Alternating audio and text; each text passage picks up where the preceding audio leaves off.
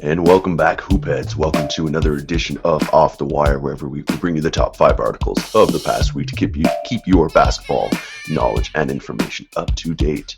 Our first article here off RealGM.com speaks of Mark Jackson being fired by the Golden State Warriors after 3 years and a 121-109 record.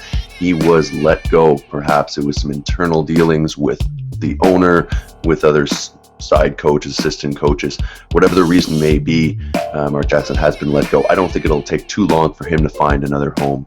But this is an interesting choice. I think Mark Jackson was beloved by a lot of the players, and he was getting some good results. I mean, you can't argue with a team that has improved the record and has made the playoffs. So some guys here who are looking to jump into that vacancy, or potentially the Warriors want to fill that vacancy: Tom Thibodeau, Steve Kerr, and Stan Van Gundy, as anyone who's been following Hoops Lounge for a while knows, is one of our favorite guys out there. Second article here off Grantland looks at the NBA playoff shoot-around fallen heroes of the first round. So these are kind of a couple feel-good stories of the first round that we really enjoyed watching and seeing the stories progress. Kyle Lowry being one.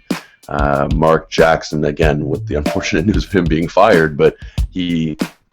that whole saga going on. Dwight Howard had actually a pretty good playoff series, even though he couldn't really make it count, as in they get past that round, but he was still an emerging player in that series and did, put up some numbers that I think people were starting to expect from him. Al Jefferson was another one, obviously having a great season with the Charlotte Bobcats. He even got a few MVP votes this year. He was one of the few bright spots for this team offensively, and he'll be a cornerstone of that offense for years to come. Monta Ellis, obviously, with the Dallas Mavericks going a little bit further than some people had anticipated, really giving the Spurs a run for their money, and was a really dynamic guard. Terrence Ross, a little bit on the other end. I mean, he finished off with some nice plays, as you can see here. The saving play where it gave Toronto a chance to win at the end, which obviously they didn't convert. But he struggled all series, so this is going to be a good offseason for him and JV. And hopefully they learn off this, Chandler Parsons and more. So this is a great read off Grantland by one Zach Lowe. Third one here off hoopslaunch.com, our Technical Tuesday, but brought to us by Mr. Mike Grumberg, America's team, talking about Donald Sterling and the effect he's had in the league and the effect it's going to have him being booted out of it. So give this one a read. Always a great read here by Mike Grumberg. Fourth article here, talking about Steve Kerr from the New York Post, talking about his success on and off the court, despite his dad being murdered. Quite something for anyone to try to get over, especially being in the limelight that you would be in professional sports and TV anchoring. So this is an interesting read into the life and saga of Steve Kerr. And the fifth and final one, just bring a bit of a brighter note back. The Raptors interested in pursuing Vince Carter.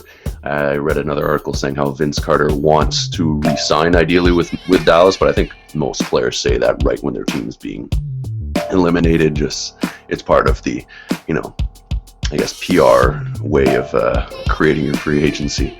But at the end of the day, it'd be interesting, because I think the Raptors are coming to grips with the idea that they want to retire his number by the time he retires from the game. He's 38 years old. It'd be interesting to bring him back. I think it'd be good in a PR way. I don't know how it would affect some of their other stars. I mean, DeMar DeRozan starting to become the player on that team, while him and Kyle Lowry. And how would a personality like Carter affect their development? That's my big worry. Could he come in, be the off-the-bench veteran that allows them to lead the team?